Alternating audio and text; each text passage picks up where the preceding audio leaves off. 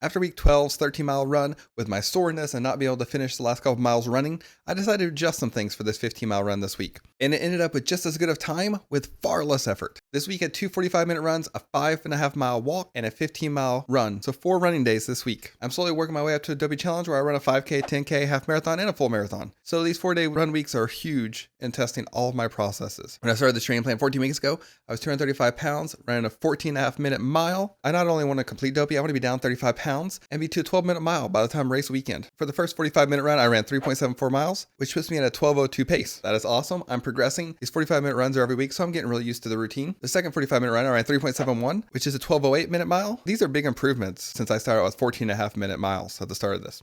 All I'm saying. I do wear Ultra shoes for the shorter runs because I do like the extra toe space. My only problem is that I'm a heel striker. Ultra shoes don't work great for a heel striker. So I bought some inserts for my heel to use next week to see if it helps with my 45-minute runs. That is my only complaint about the shoes though. I do love the shoes. Saturday, I had a 5.5-mile walk, and I do focus on walking these. On Dopey weekend, there's a half marathon on Saturday and a full on Sunday. So that half marathon, I have to be prepared to walk that. It's very doubtful I'm going to be able to run both of those. So I really work on speed walking, trying to stay under that 16-minute pace. I really don't want to get swept like last year, so I want to save as much energy for that full marathon day that I can. For this walk, I used one goo, my electrolyte powder, and just a bottle of water, and walked as fast as I could. My pace was at 15:51, under 16 minutes by 9 seconds per mile.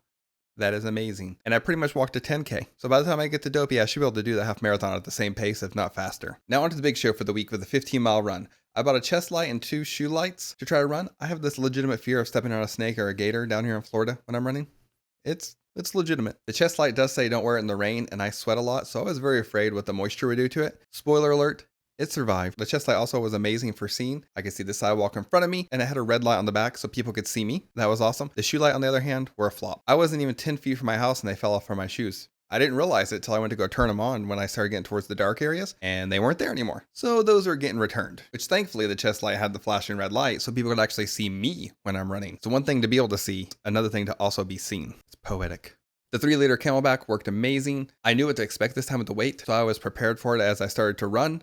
It was heavy still. It adds about 7 pounds. It is nice to have that 7 pounds off of you though when you get closer towards the end of your run because you feel like you're so much lighter when you're running. So on to the big change that I did this week.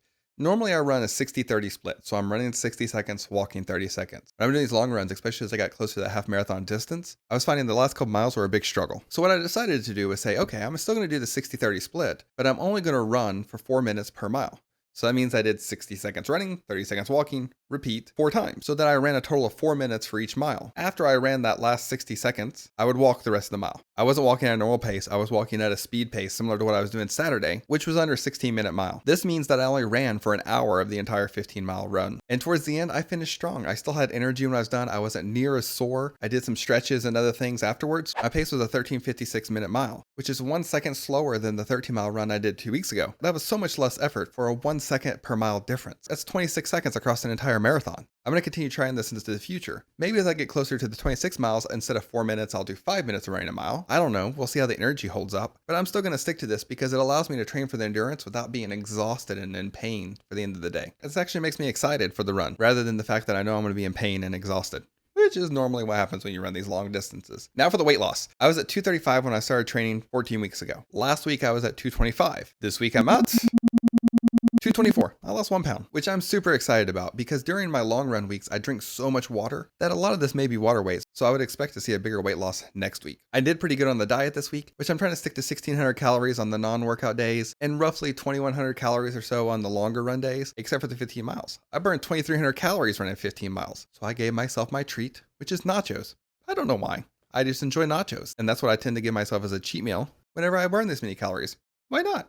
And it's only about 1,000 calories for the nachos, so I still have 1,300. And I didn't sit there and eat 4,000 calories for the day. Next week has 2 45-minute runs and a 3-mile run. This is my last 3-mile run of this training plan for the long runs. From now on, even the recovery weeks are 5 to 7 miles. We do have a hurricane potentially coming our way, so I may have to get creative with how I do these trainings, but I'm still going to get the time in.